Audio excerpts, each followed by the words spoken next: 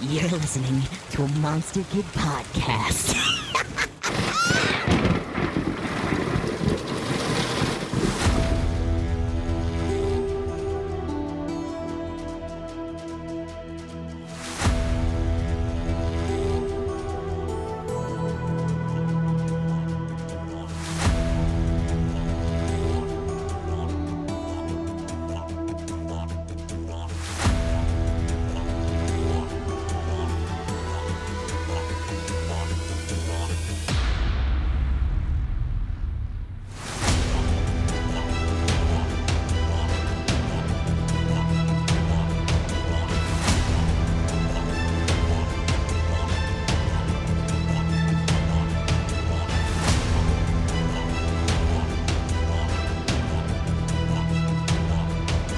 G'day and welcome to a Dingo Ate My Movie, a podcast where we talk about the weird and wonderful world of Australian film from the 70s, 80s and beyond.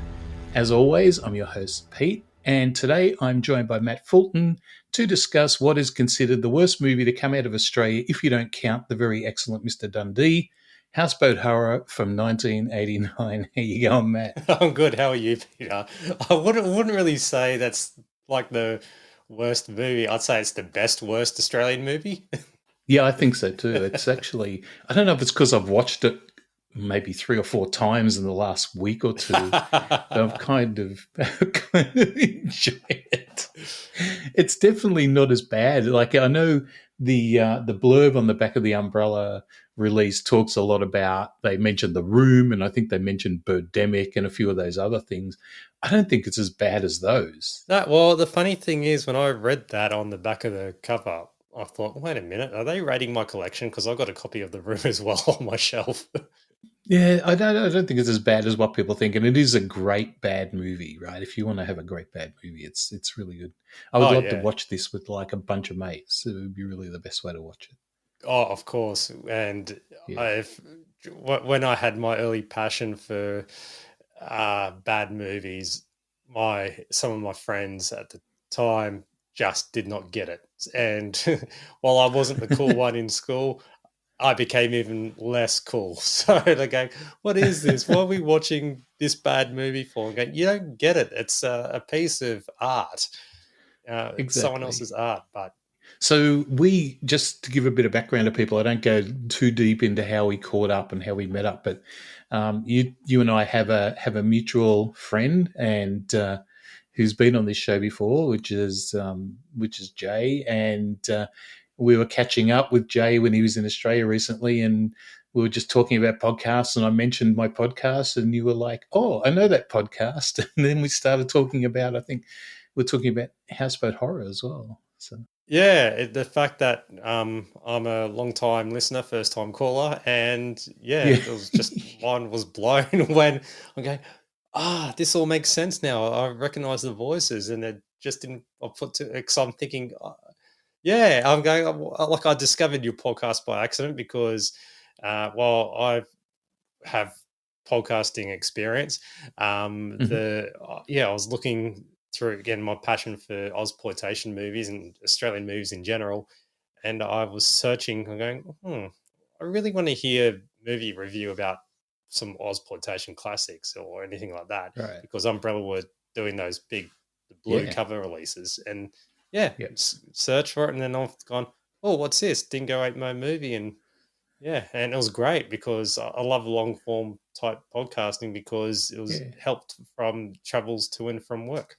It's great for commutes, isn't it? That's why there's the only thing I miss about like working from home these days is I don't get to commute, so I don't get to listen to, not that I miss the commute, mind you, but I don't get to listen to stuff like podcasts quite as much. So I usually just put them on when I'm working, but then you can't really give them the full attention that you give them when you're commuting. But yeah, and I think if I remember our conversation that day, you've got a bit of a history with this movie.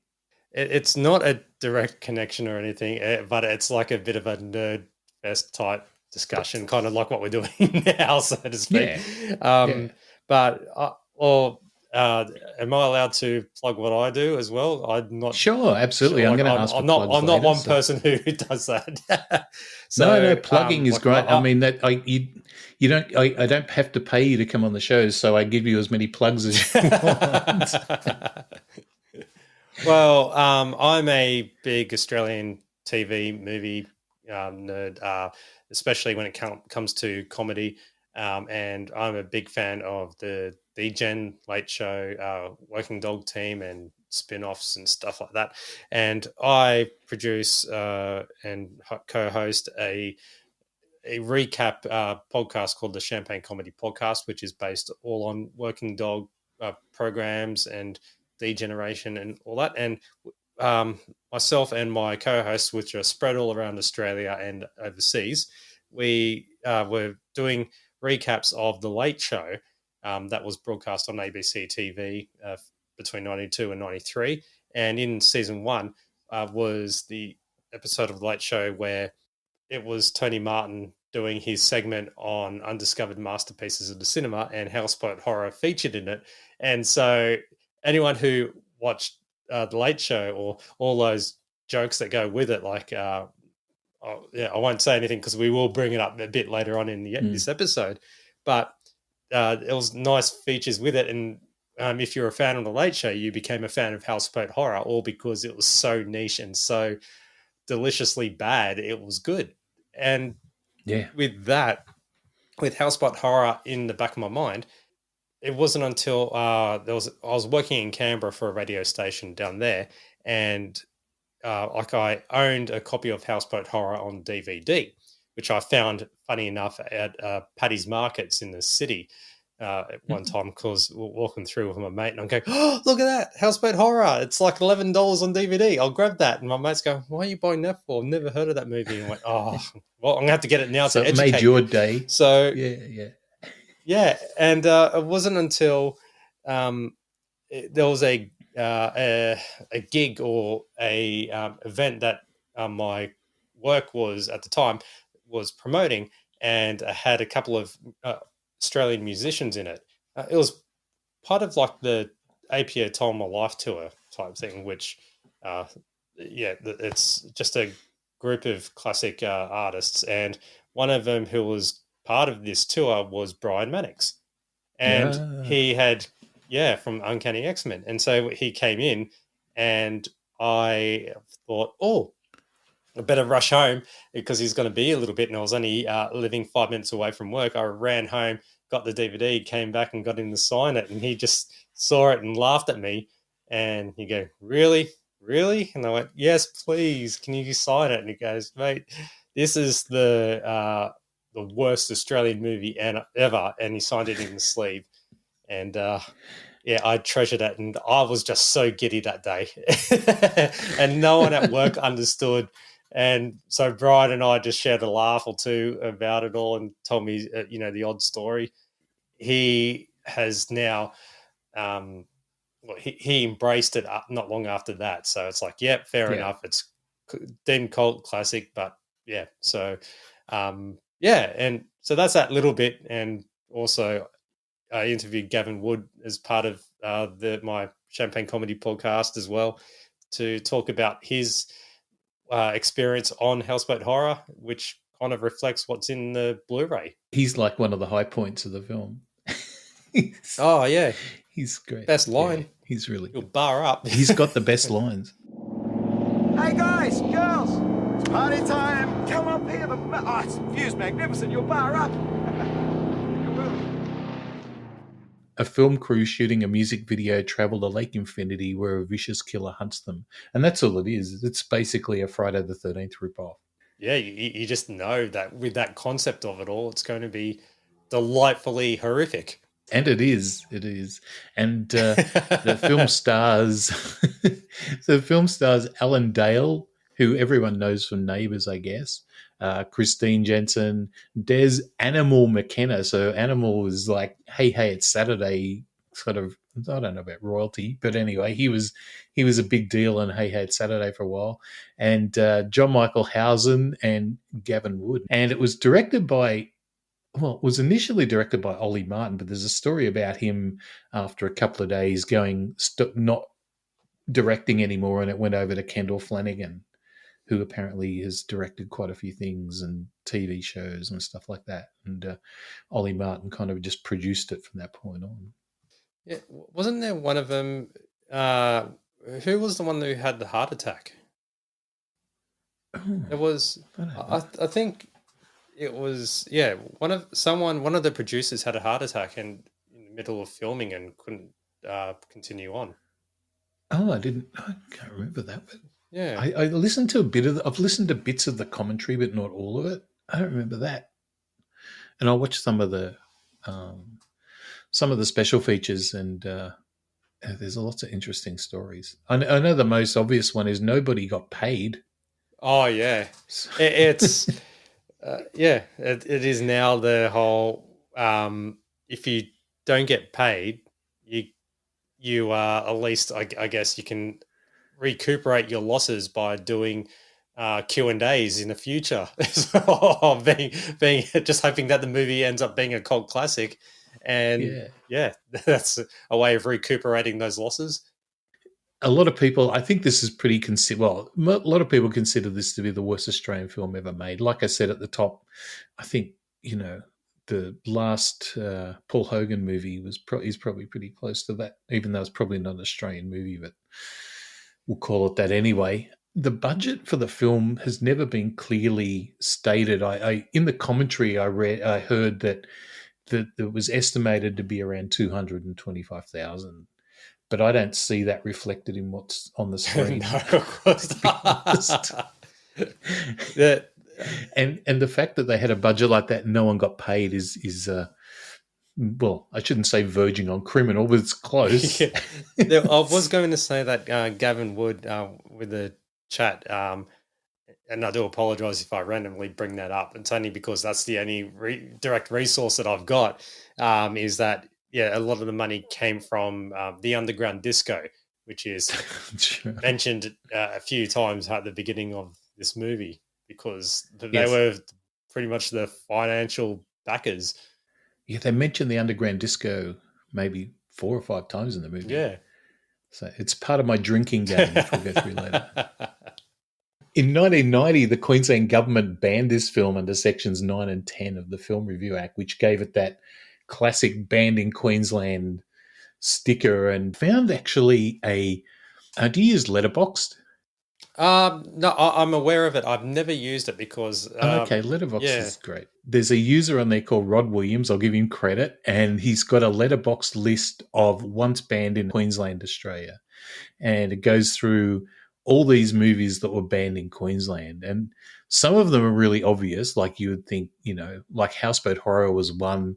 They banned things like Dawn of the Dead and Silent Night, Deadly Night, Reanimator, Pieces, all the ones you would think of, Mother's Day, Friday the 13th Part 2, Surf Nazis Must Die, all this. And I'm like, there's almost a podcast in just going through those movies. Yeah, it sounds like it, doesn't it? It's like, Queensland, what the hell? You have no taste. Exactly, yeah. And the whole thing about the ban in Queensland is a lot of VHS distributors when this first, because my first memories of this movie was seeing the VHS box. I wished I'd actually got a copy of one. It would have been fantastic. But seeing the VHS box with the big banned in Queensland sticker on it. And at the time, when you're looking in video shops, there's quite a few movies where they actually, a lot of distributors went to the trouble of putting banned in Queensland stickers on the cover, on the cases. So people would go, great, this is really good. I do remember that. I think it was because I was born and bred in Sydney, and I do remember local video store, especially the corner store from where I was growing up, and they would have all those the really squishy type VHS covers and the banned in Queensland stickers on. I remember one of them being, I think it was Peter Jackson's Pure Shit, I think it was, or Bad Taste or whatever. Bad Taste. Yeah. I remember that one always caught my eye because of the sticker on it. And I've gone, oh, can I watch this? And but I was way underage, so I wasn't allowed to. You didn't get to watch it. Yeah. Still haven't yet. I should really get around to watching it now that I'm in my nearly that half century. So nearly the half century. Well, in 1989, what would I have been? 62, so it would have been about 37, so not an issue. But yeah, so I remember the VHS for sure, and I think my first time I ever watched it was on VHS. I actually found some information that it was actually shown on TV at some stage as well in 1990 as well. It was put on commercial TV for a little while. like about 11 o'clock at night or whatever, like for the Probably. Yeah, I think it was rated MA apparently, and ran on 9 Win and NBN 10:55 on Sunday the 23rd of January. How's that? In 1994. wow. And then it also turned up in 2000 on Channel 9 at 1:45 a.m. on the 27th of October. Oh, well, that's just returning back from the underground disco type thing. It is.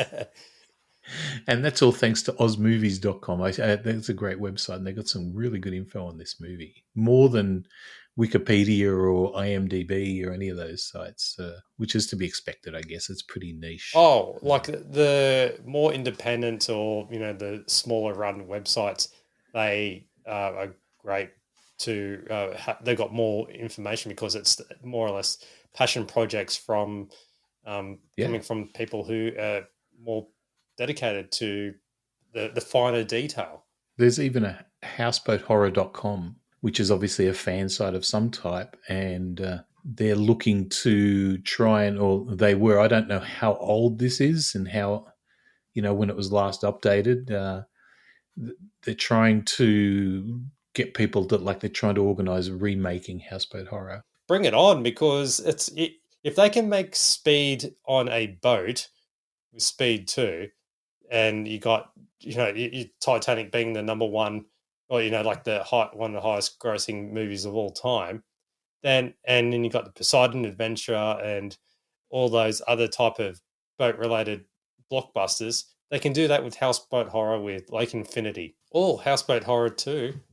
Exactly. I think that rather than remake it, they should just make a sequel. Yes. Yeah, well, if Tubi can do Titanic 2, we can have Houseboat Horror 2.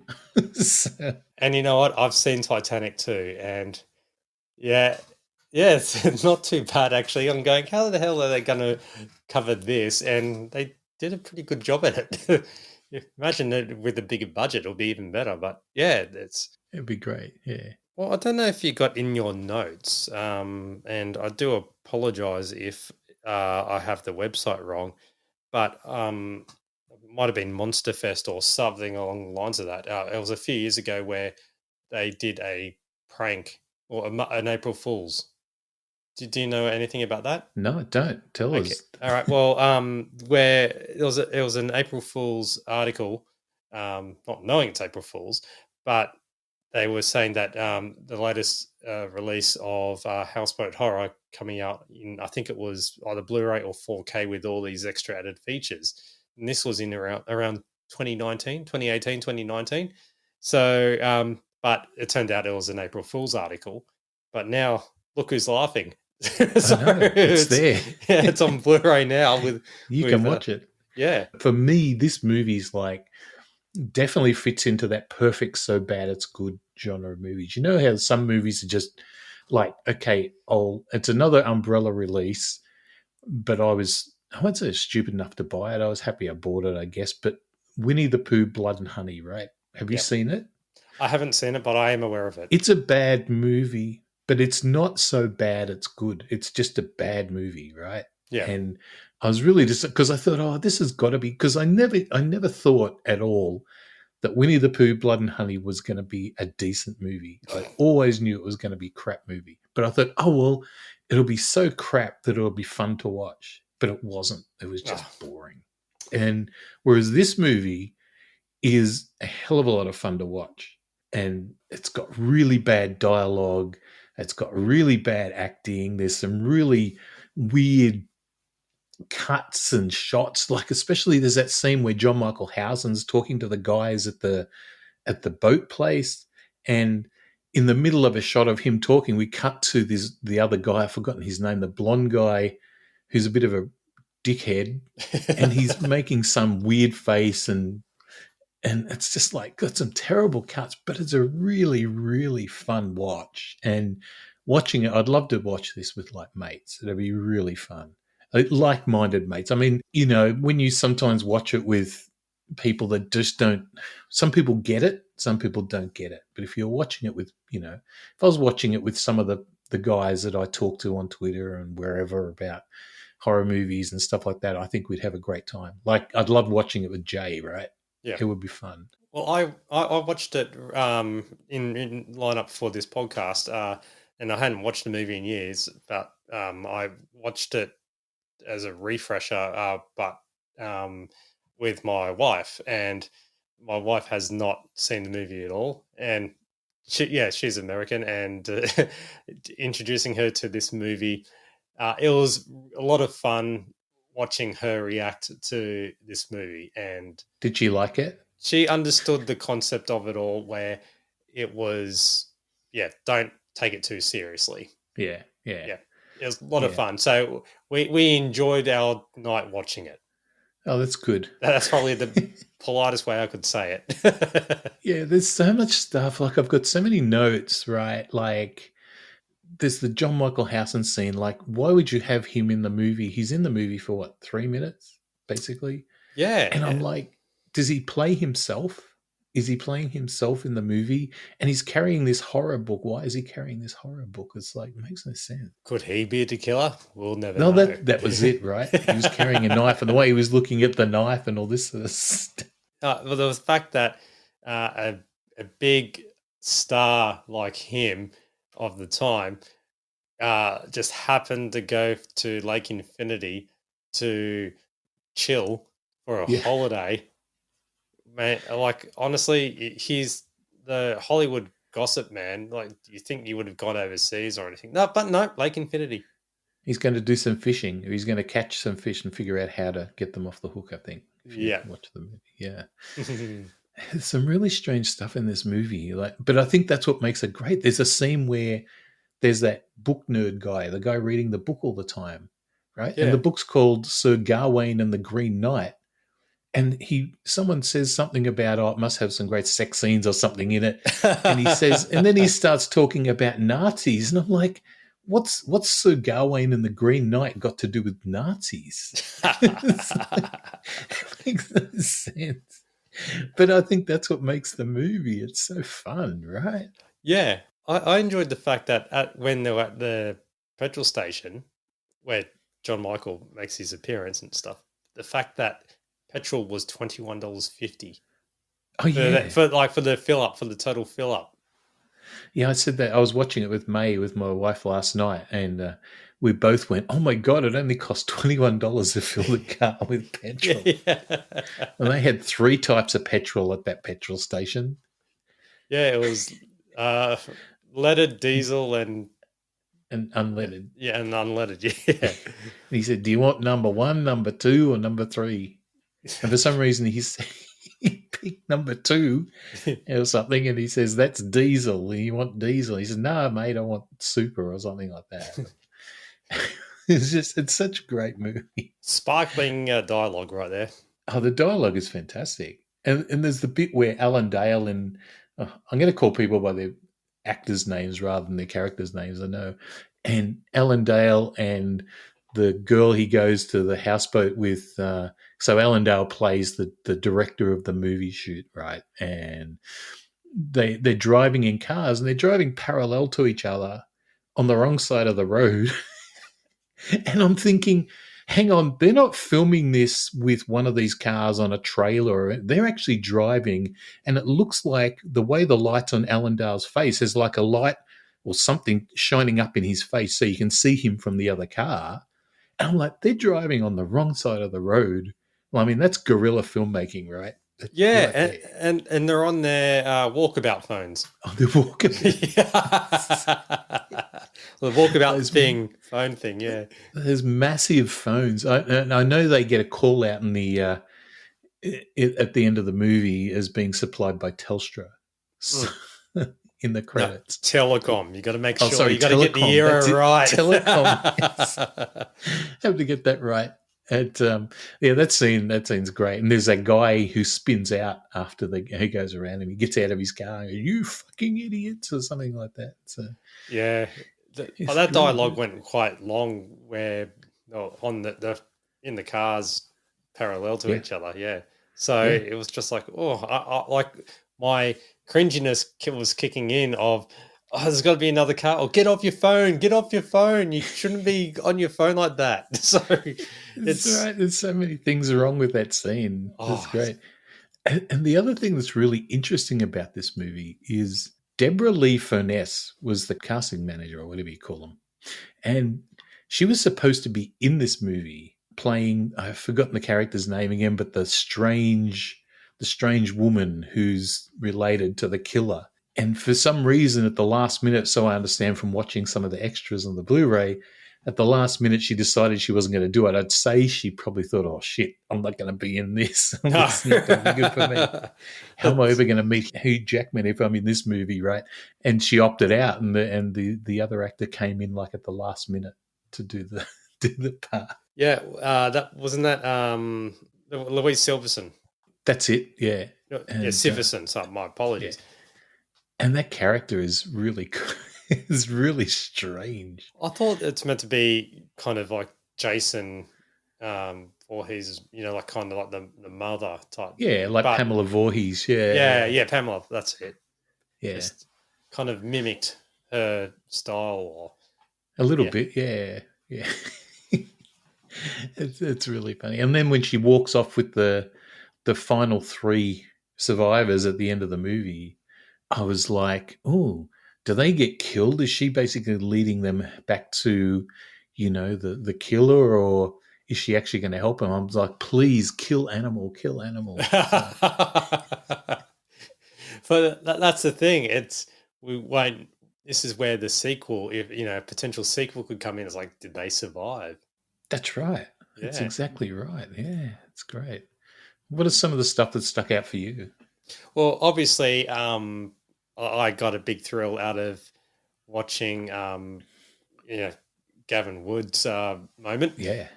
Where guys, girls, come up here. The view's magnificent. Your bar up line. So. Yes. So party time. Sorry, I got to get it right. Guys, girls, party time. Come up here. Oh, the view's magnificent. You bar up. You will. It's like He does that, and he does these. He's got these other scenes where they're sort of. He's kind of almost like commentating on what people are doing. It's strange. Yeah, it's odd. It's like it was like commentary before commentary was a thing on extras on physical media. Yeah, but he was doing it in the movie. But hey, when he's talking, he's always in the shit. So he is. But I was mesmerized by like the excuses that they had for one of the character that's about to die, where I forgot his name, but the guy who was just having axe practice. Oh my God, practicing for cutting firewood. Yes. It's like, I'm just practicing while he's just cutting away at the tree for no reason. Yeah.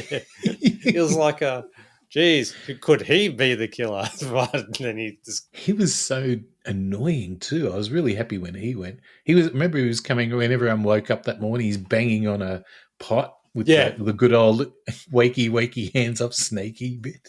Yeah. And then there was the whole someone didn't sleep in their own bed. Yeah. Oh God. But other than that, then there was also Alan. I'm going to do what you did too, and that is just refer to them by their real names. So, but with Alan Dale's, his character's name is Grant Evans, because I thought at one stage, did they just say Grant or Greg Evans? Yeah. So it's, there's that line where Gavin Wood's saying the guy's name and he says Grant, and then he says Greg or something like that. He gets it mixed up, and I wonder if he did that for on purpose, or whether he just missed it and thought Greg Evans. Perfect match. Perfect match, yeah. Like peaches and cream. Yeah, anyway. Yeah, exactly. What a show. Like peaches and cream. culture a team. Like sand in the sea, And a bird to the bee. like an oyster and a pearl. A guy and a girl. What have you got? You got a perfect match. Yes, it's Perfect Match. Now welcome the star of our show, Craig Evans.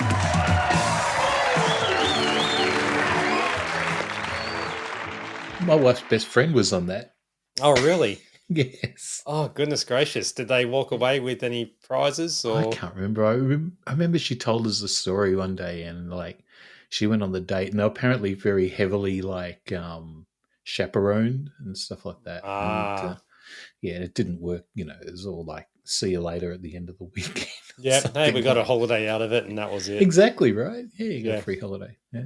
But when Grant/Alan was directing the band members when they were recording the video clip, and then it's like, hey, you got to act like you're young and horny, and like they don't look young. So No, they're not that young. Maybe horny, yeah, but you know when you got they're all scruffy looking, Yeah. and they look like they're in their early 30s and Something like that. high on whatever.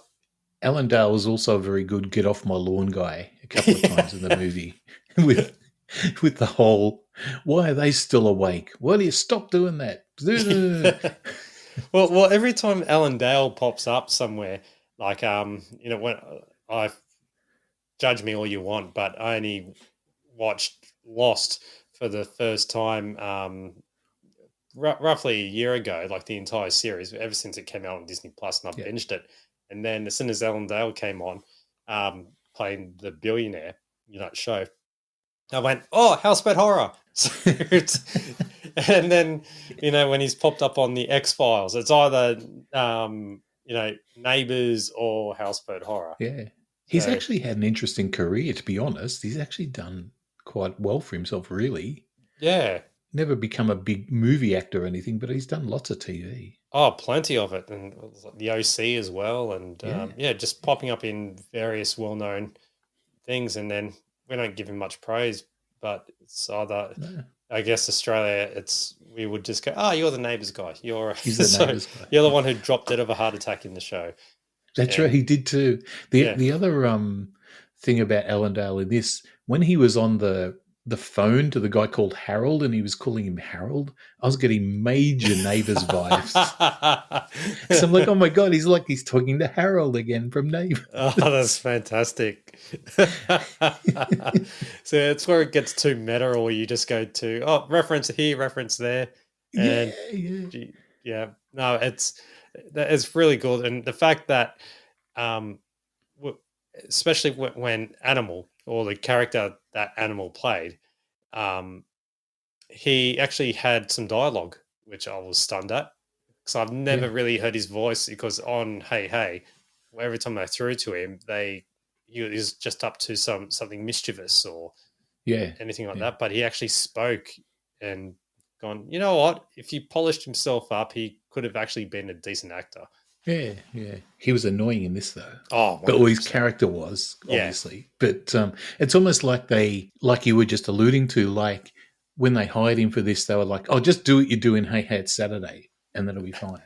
Yeah. He's part of my drinking game as well. So Yeah, well, when they're singing the song for the clip, or syncing to it, or miming it, and the fact that he's doing the drums fine, but then he purposely hesitates to go out of sync. yeah, it's really funny. Like my wife's like, what's he hitting? And it looks like he's got some very early, besides the bongos that he's always playing, he's got some very early, well, not that early. It looks like so I've got one. It's called an SPD. Would have been an SPD 20 maybe. It's a Roland electronic percussion thing. I don't know if it's a Roland or it's some no-name one or something. And they usually have about 8 or 10 pads on them, and you can assign different sounds to them. They got the sounds all built in, etc. And it seems like he's got one of those, and he's just using that. But either way, he's pulling his hand back and hitting down. It's so funny. Put it this way, for anyone for the younger generation, think when you listen to this episode, think of him playing Guitar Hero or band, guitar band or band hero, whatever it is. Rock band. Rock band. Yeah. With the Love that game. with the drums. So no, it's but yeah, it's I did also was ready for that gratuitous nudity throughout the movie.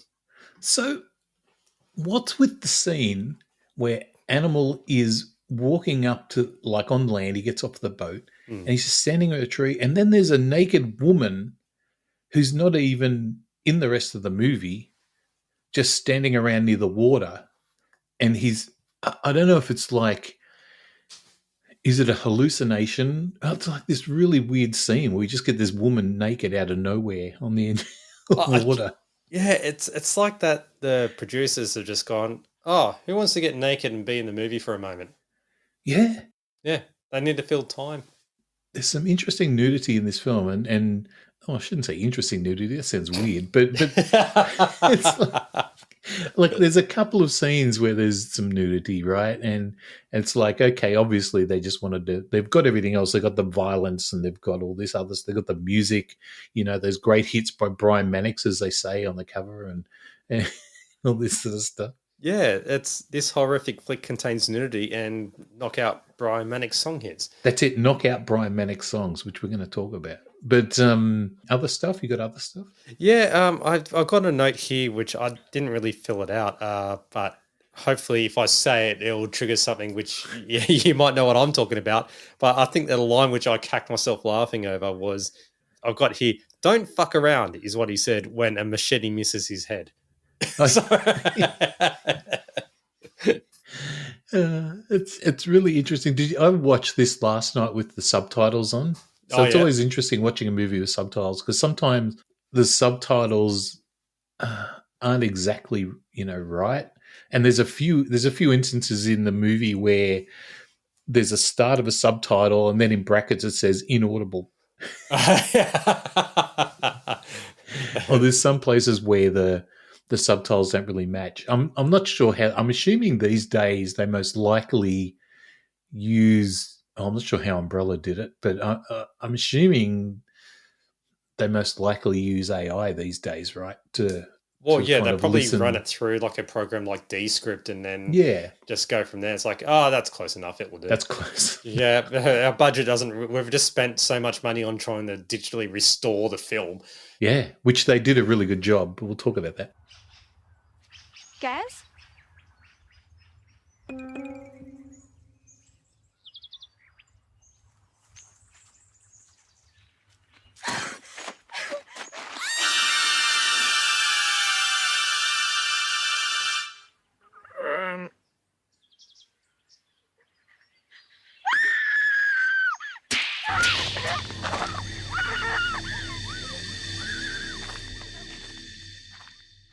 There's actually quite a few kills in this movie. There's like 13, which is another almost like a rip-off of. Well, you counted, yeah. Oh, I guess. No, 13. I cheated. I found a link. Yeah, I loved it when one of the guys, when he got stabbed with the syringe in the face, the and annoying then guy. and the machete in the stomach, but he's fall to the ground in between the trees. And like really awkwardly, and then he does that whole last gasp of air, like, it's like, wow, give that guy a Logie. That was great. My wife thought that was hilarious the way he died. So yeah, he's definitely dead. I think. I think so. Yeah. So there's 13 kills, 8 males and 5 females in this movie. I think my favorite one is probably, besides Alan Dale getting his head split in two, which is kind of fun. Spoiler alert if you're watching the movie. But I think my favorite one is the woman that has the horseshoe pushed into her face. That's kind of something you've never seen before. Death by horseshoe. Well, my wife and I, we were watching that moment, and because it was done in slow motion, and the lady's just screaming, going, "No!" It's kind of like, why scream for it? Use that time and energy to get the hell out of there. It's like, oh no, it's coming right for me. So yeah, but oh well. It's hilarious. I don't think they did a great job with it, but I thought, okay, as a murder weapon, I thought that's something I haven't seen before. Well, I give credit to my darling wife Nicole, where she said, "Well, I guess she wasn't that lucky." Well, I think I said something like, "Oh, they're just horsing around." So, yeah, it's definitely one of those sort of movies, right? Yeah, That's what's so enjoyable about it. It's pretty good. And then Gavin Wood gets a good kill. He gets the spear gun. Oh yeah. While he's trying to put a condom on. Yeah, I know, right? And he's talking to his penis. Yeah, telling it to get up because he's going to get lucky. Yeah, I did. I will point out one of the other lines that he did say, Yeah, sure. where one of the women was coming out and sees all the blood and gunk and stuff like that on the wall with the slaughtered animal, the guts and stuff like that, and then he goes, "Oh shit, what type of arsehole would do that?" So yeah. He's just sitting. The way he says it too. Yeah. So with his can of VB and. Yeah, it just calls it out like that's brilliant. Yeah, and as much as I like the horseshoe kill, I think one of the best kills that's actually pulled off in this movie is the one in bed where the woman's stabbed from the bottom of the bed. Oh, yeah, that's pretty cool. That's actually pretty cool. That reminded me of I think it was Nightmare on Elm Street, or what's the. They've done it a couple of times in the Friday films. Like they did it to Kevin Bacon. Yes, that's the one. And then they did it in Friday 4, I think, in the final chapter. Or no, Friday 3. Sorry, I know my Friday 13th film is a little bit too much. Unfortunately. Yeah, just casually lying there in bed naked, reading a book, and then it's like, all right, wow, this book is suddenly it's really really sharp. Yeah, so it was pretty good. It's pretty good. I really enjoyed it. And I do think one more line where another cast member, where I think he was having a fight with the guy, the murderer or the killer, and he goes, "Oh, piss off!" And then before he cops the machete. I actually said to May at the time, I said, "Do you know what? That's actually probably one of the more realistic kind of bits of written dialogue in this movie, because it's kind of thing that an Aussie would say if someone was trying to kill you. Be like, "Oh, fuck off," or "piss off," or something like that, piss off, you see. Yeah, so. Yeah, exactly, right. And then it'll be like down the can I swear too much on it? Yeah, you can swear, yeah. Cool, because it's explicit. It would be like oh, where's blah blah blah? Oh, the cunt's dead. So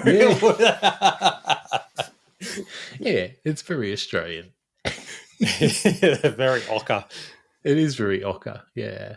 Yeah, like I said, this movie is more fun than it should be. It's and obviously I like it way more than I should. I agree. I feel the same way. I've got a newfound appreciation for the movie. I do, other than owning the Blu-ray, I still got the DVD as well.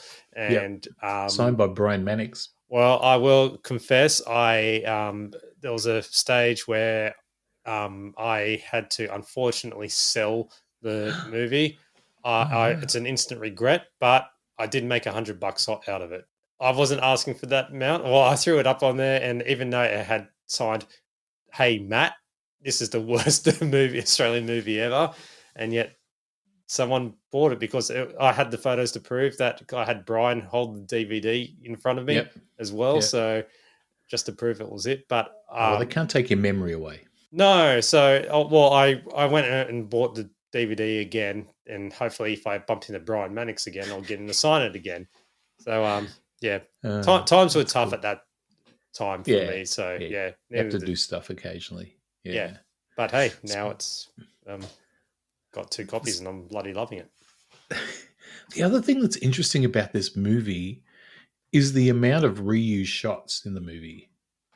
Have you noticed that? There's a few that I noticed. One is when the killer's burning, and there's the flashback of somebody burning previously because of the movie people or something, And you know how there was like a prior evil, right? The good old prior evil that happened, or the prior. Oh, you know, yes, from that era. yes. So the same shot of the guy twisting around and on fire is the same shot at the end of the movie when the killer's twisting around and on fire at the top of the boat. Oh, So goodness. there's that. Well, maybe There's- budget cuts for that. Maybe. And then there's the dock shot from the water. At the very end, you got the bit where the hand comes up, right? At Yep. the end, which is another Friday the 13th ripoff sort of thing. And there's a shot earlier in the movie, exactly the same angle, but just the hand doesn't come up. So it was probably just before that happened. And then there's the bit where the guy's playing the piano in the bar. The guitar player's playing piano. Mm. And twice they go back to them and he's playing exactly the same piece and it's exactly the same scene, I'm sure. It's the same scene, and then they just flip it all to make it look like it's a different scene altogether.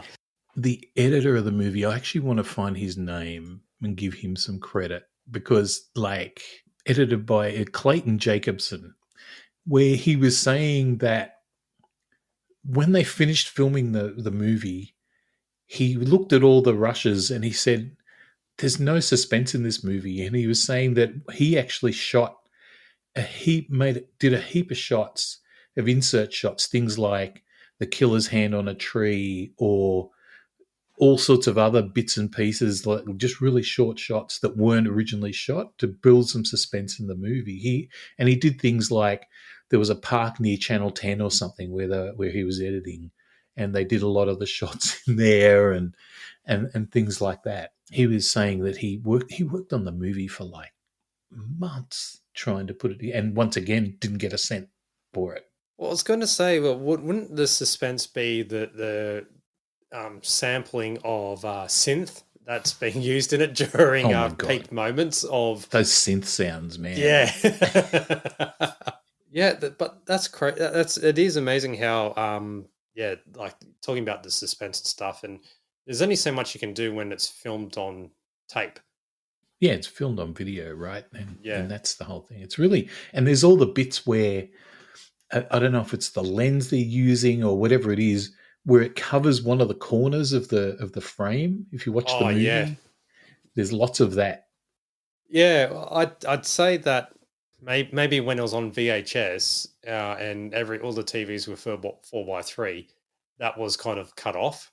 So you know how sometimes you get the like trimming or whatever where we're never meant to see it, but because of the restoration, we get to see everything. Get to see it a bit more. Yeah. Didn't see any booms though, any mic booms, but maybe they didn't even use any. Or did you find one? I thought I briefly saw one, but I didn't make a time mark on it. It was either that or I also saw a camera shadow. Oh, okay. Yeah, there you go. because I'm a stickler for those things. Yep. And I swear I did probably see a boom only for like a split second, but right. I wish I made a note of the timestamp for it.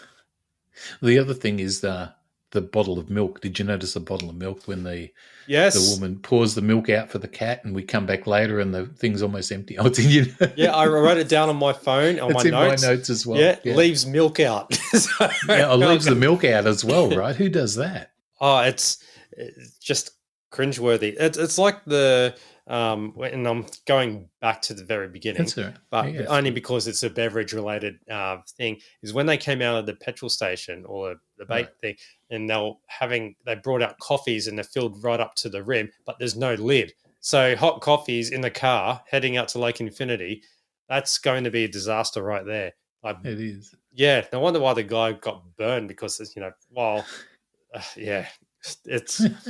milk and coffee. Yeah, it's just no base. Like, they just don't care. There's no safety.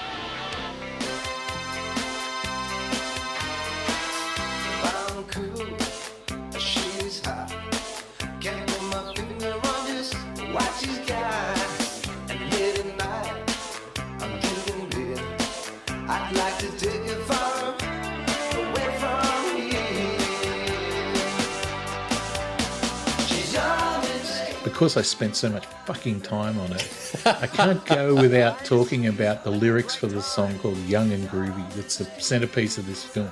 But it's just got the most amazing lyrics. Like, my favorite one is like, Tonight She's Mine, I Will Never, 'Cause I'm Not That Guy, whatever that means. And She's Hot in Bed. She's Coming Soon, at least that's what she says.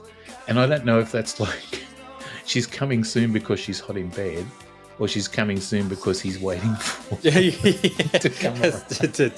Two layers of... The lyrics are like crazy. Well, that's why they're knockout. Yeah. It's another knockout hit from Brian Mannix. Poor Brian Mannix. He wrote better songs than this.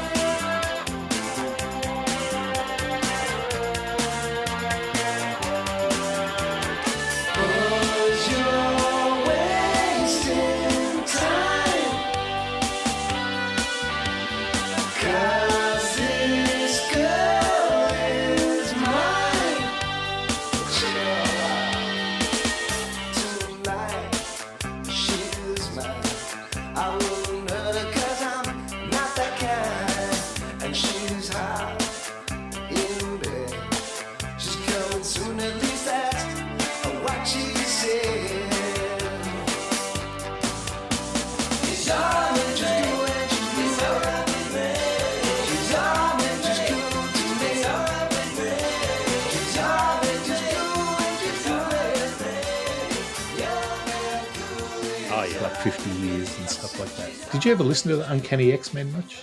Yeah. Again, like my previous work and all that was working at classic hits radio stations, and that they would be played a fair bit. So 50 years is a favorite. It's a great song. Yeah. I'd say that Brian is quite underappreciated. Yeah, he is. Uncanny X-Men are a great little band. So, of course, they're still gigging. I'm not sure. And everybody wants to work. No. Yeah, that's a great song. I love that song. Oh no, not me. Yeah, so, yeah, that's cool. You go from that to I'm cool, she's hot. Yeah, no, right?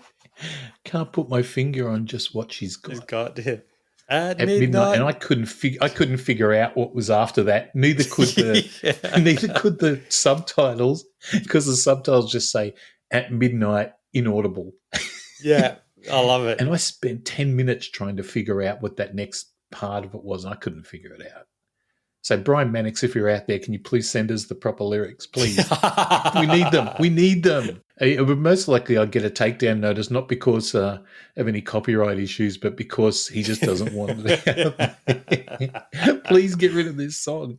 But it makes the movie, that whole clip, the whole piece where they're doing the film clip and this song's going, it's so corny, but it's really funny. And they've got those two dancing girls, those two girls doing that very 80s kind of dancing, and it's hilarious. It just shows the era of that too, because no one's flaunting their cleavage or, they're not scantily clad. Yeah. But, they're just there to enjoy. And as the two models, as they're called. Grant Evans say, hey, you're young and horny. It's amazing that the whole song is in the film. It's like, okay, this must be the song they wanted to put in the movie. So this is, and then there's a bit earlier where they're kind of playing it on the boat, just with the bongos and the thing, and the guitarist in the band is saying what a shit song it is, and Animals, like it is a crap song, blah blah blah. And it's like, hang on, it sounds like then he's just introducing the band to this song.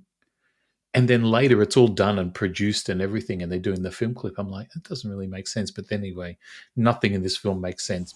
She's young and... No, hang on. Tell the kid, man. Can't do it. 1, 2, 3, 4. Hey, listen. 1, 2, 3, 4. Young and she's cool and she's groovy. She's young and she's cool by me.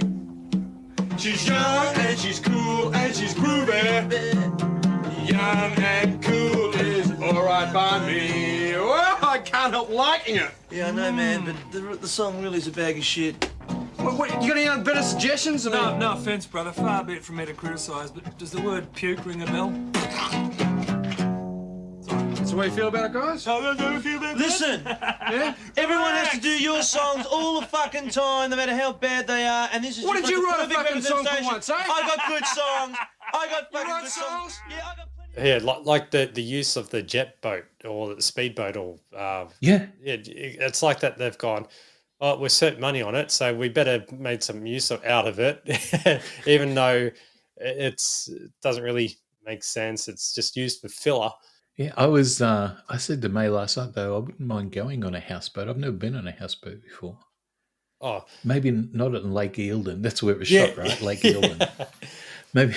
That would be fun, wouldn't it? I wonder if any of the boats that they had featured in this movie are still existing, like the houseboats, or if they were, there'll be. Anyone in Melbourne want to go out to Lake Eildon and check for us? It'd be great. Well, let's give John Michael a call. Yeah, he's still alive, right? Yeah, he's still. For some reason, I thought he was gone. No. You're probably thinking of Bernard King or someone. Probably someone like that. Yeah. And then call John Michael and you ask him about it, he'll go, oh, outrageous. I loved him in Nightmares. Oh, you know what the funny thing is? So good in Nightmares. After we watched Houseboat Horror, we're in the mood for a cheesy slasher film, so keep with the genre, and we watched Nightmares. So it's like, that's almost spatial abuse, mate. Oh, but it was a John Michael double feature. Oh yeah, yeah. I love that movie. It's so good. Yeah, the gratuitous sex scenes and everything. Yeah, it's so nasty. It's actually quite nasty, that film. Oh, it is. Yeah, it's very good. And we only got through about 3/4 of it before we called it a night. Yeah. The song is amazing, and it's definitely going to be on the podcast. Put it on iTunes, Brian. Yeah, come on, put it on Spotify as well. Yeah, $2.19. I want to be able to add it to my companion playlist. I've got a companion playlist on Spotify where I try and find the songs that are used in all these movies, and I've made a playlist of them. So yeah, you're going to struggle with Houseboat, that's for sure. Yeah, there's nothing. Yeah, so it's you're just going to have to do the entire Uncanny X-Men library. Exactly. Well, Umbrella, guys, come on. When you did The Man from Hong Kong, we got a soundtrack CD. When you did Dead Kids, we got a CD of music. Where's the soundtrack for Houseboat Horror? Come on. Someone's got to do that. God knows where the original recordings are. Yeah, they're probably lost somewhere. Probably like where the... I was going to say wherever they found the video tapes, the masters for this, but no. They'd be somewhere because they would have been recorded in a recording studio, so someone would have the masters somewhere, unless they were just that bad. They just like, burn them. The masters could be sealed up and at the bottom of Lake Infinity. They could be. Yeah. The other really important thing that I actually worked on last night was creating a Houseboat Horror drinking game. You're pissed. You must be. Your face is all blurred. And drinking games are really simple because you just wait for things to happen and you take a drink, right? So the ones I came up with is the title card. You've got to have a drink when the title card comes up because it's so good. Every time you see somebody drinking or a can or a bottle of VB, you got to have a drink. When you hear flies buzzing, you got to have a drink. Anytime there's bongo drums being played, you have to drink. Me wife spoke it off with me best friend. Crikey, I miss him. Any mention of the underground disco, you have to drink. And then every mention of movie or film people, you have to drink. All the time, do you? What worries me about movie people is they stuff up anything in their way. Yeah, footy teams are the same. Yeah. Brings back memories of those movie killings a few years back. Yeah. They were making movies. They were film people. Anyone say? Anytime Animal seeks attention or his character seeks attention, and that one will get you very drunk because he does it all the time. Any mention of prior evil, or you hear any piece of music of the song Young and Groovy. If you hear a bit of that somewhere, because you hear that a couple of times, take a drink there. Can you add any of that? Can you think of any you want to add to that? Anytime there's tell people to piss off or, fuck off or anything like that, have a drink. Piss off!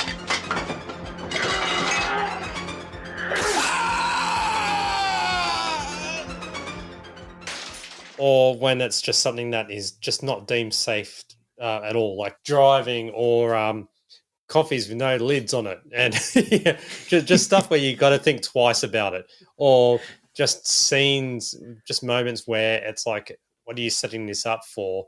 Like, as I mentioned earlier, parts of that make sense where he's just practicing chopping trees. I'm just practicing in case we need firewood. Yes. But I actually, that would be a good one. Every time he says he's just practicing chopping wood, because there's 3 drinks there. yeah, well, Right. also brick phones. Sorry, telecom walkabout phone thingies. That's it. Yeah, so you see them every time you see one in shot or being used. Drink. Oh, I'm in the shit. So let's move on and talk a bit about the Blu-ray, because it's come out recently.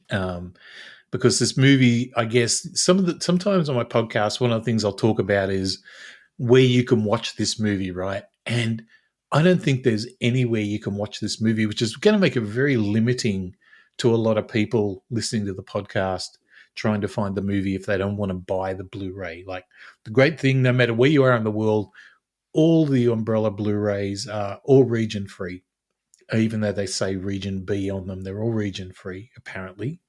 So if you're in the US or wherever, you can just order off their website and it's it'll get it. I don't think it's anywhere else now.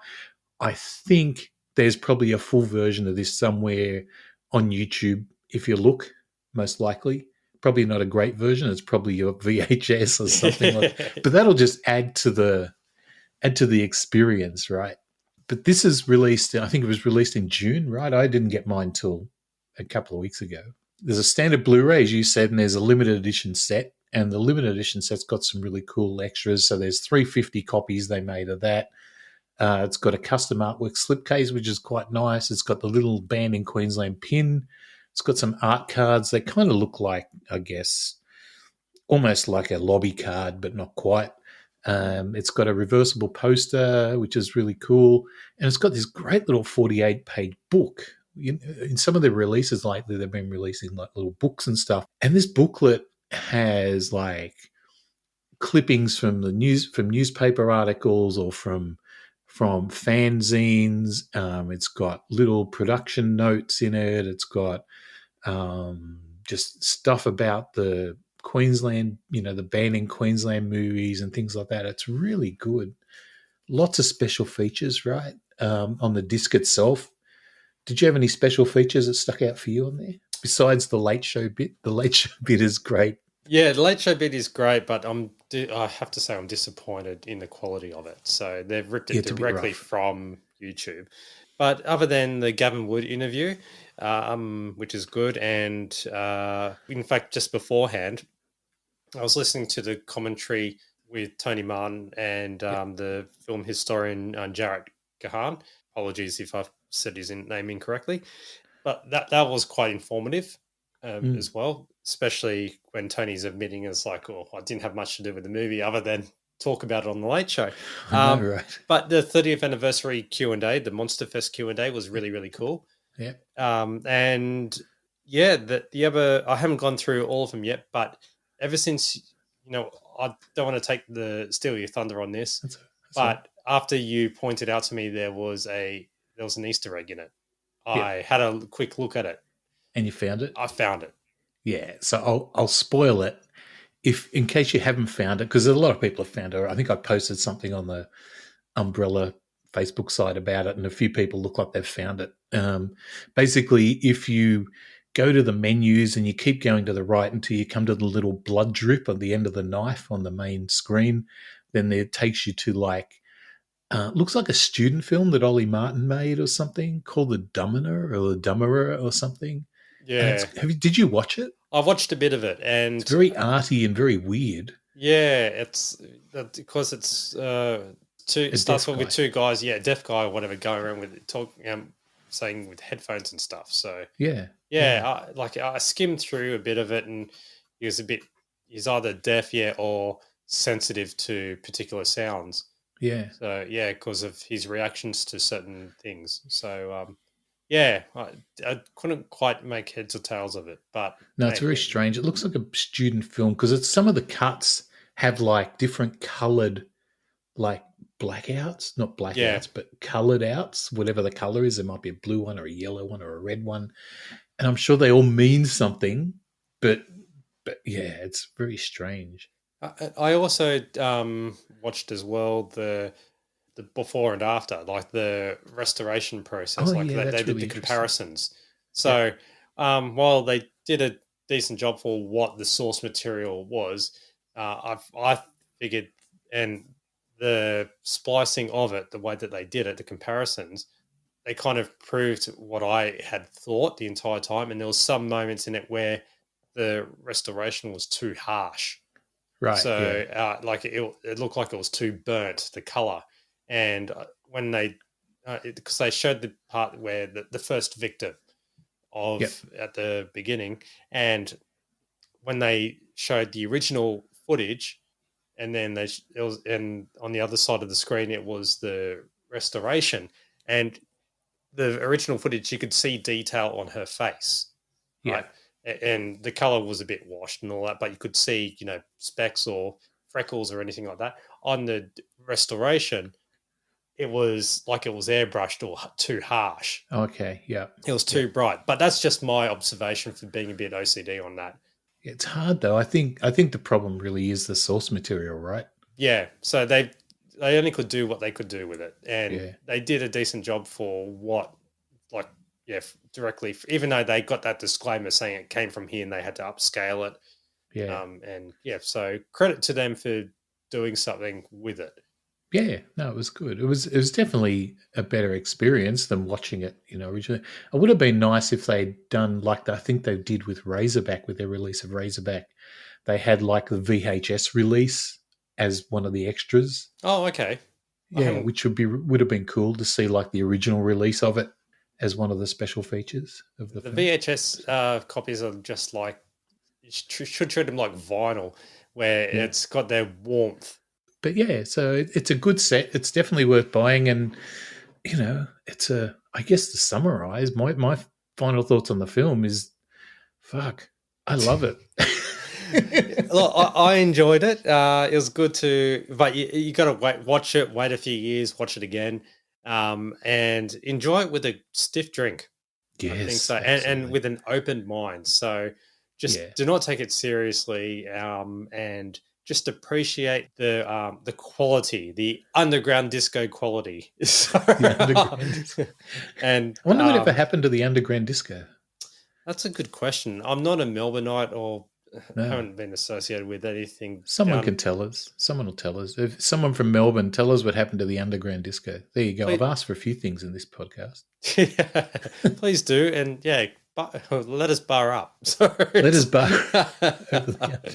Gavin Wood should really trademark that quote. He really should. Yeah, but other than that, like, I enjoyed rewatching it, and it's a treasure. Yeah, I'll be honest, it's not a good movie, right? If I might have said it's great, I'm loving it. It's not a good movie by any stretch of the imagination, but it's kind of, I don't know, it's made with love, I think, and it's kind of like, I don't know, it's one of those movies that's just kind of like you like it because it's corny. It's before the time where they were like nudge, nudge, wink, wink, Sharknado sort of thing. You know what I mean? Yeah. It's like it's before the time of like we know this is going to be shit and we're going to play up to that, where this is just innocent shit, right? And I think that's why, like, I would think that this is more fun to watch than Sharknado for that fact. Oh, imagine that. There's a Houseboat series, a trilogy or a franchise, and happens on different houseboats and different lakes. So you could maybe do like the Houseboat, do a sequel of Houseboat Horror, and the original houseboat, or one of them from the originals, blows up or sinks or whatever, and they use elements and the house, the murder houseboats, fragments of it used to be incorporated into new houseboats. Yeah, and That's I may have thought about that too much. You may have. But it can, spin off into a franchise. Yeah, absolutely. Why The not? Houseboat franchise. You could remake this movie with an iPhone, and it would look better than the original movie. Oh yes. Now with today's technology, it's just you could do that, or you could film it, but you have to use all your apps and programs and all that to lower the quality to match the original. You'd have to add all those filters, like like a 1980s video filter or something, and use your synth and GarageBand. Perfect. All right, so that's Houseboat Horror. What do you want to plug? Let me know what you're doing. I know you've got a cool website. I only just discovered it recently. Oh, I'm sorry. You told me about it.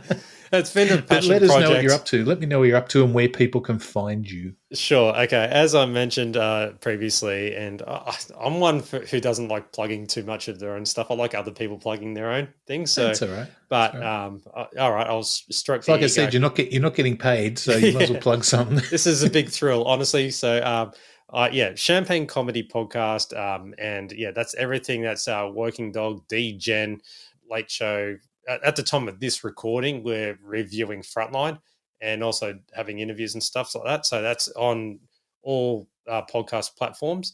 So that little thing. My website is mygeekculture.com.au, where it's just a bit of majority of it's Australian nostalgia, niche bits and pieces. There's something there for everyone, and that's run by myself. And I've actually got a couple of interviews on there, some podcasts, just of random bits and pieces. So that there might be something where you find in there and go, hey, I remember that TV show. Like, so just anything like that. You anywhere on the socials? Oh, plenty.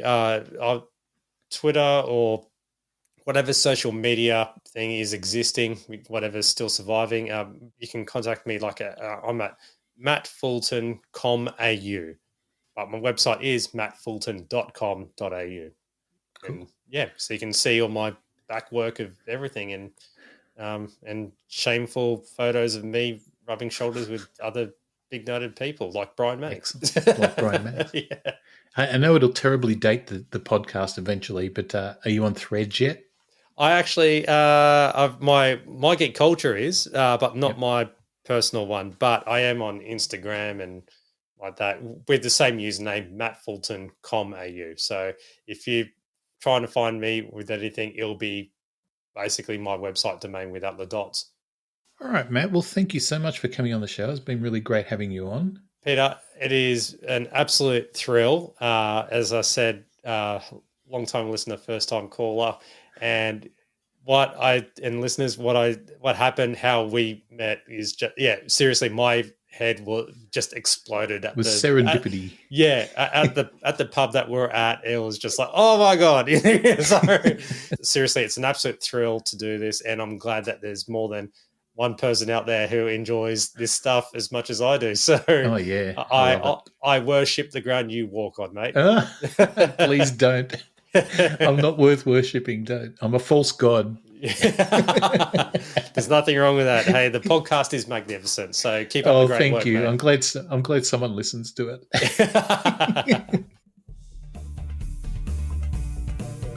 Thank you for taking the time to listen to this episode. Thank you to all my guests who give their time to make this podcast possible, and a special thanks to you for listening. Don't forget you can follow A Dingo Ate My Movie on social media. We're at Dingo Movie on Twitter, Dingo Movie Pod on Facebook and Instagram, and we're on the web at dingomoviepod.com. If you'd like to support the show, leave us a rating or review on Apple Podcasts, or share the show with your friends. Of course, you can always buy me a coffee over at buymeacoffee.com/dingomoviepod. Once again, thanks for listening, stay safe, and I'll see you on the next episode of A Dingo Ate My Movie.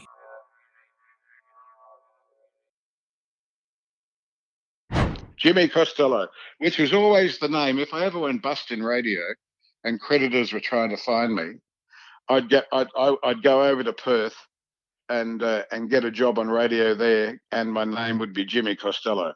That was that was my alter ego. Oh wow!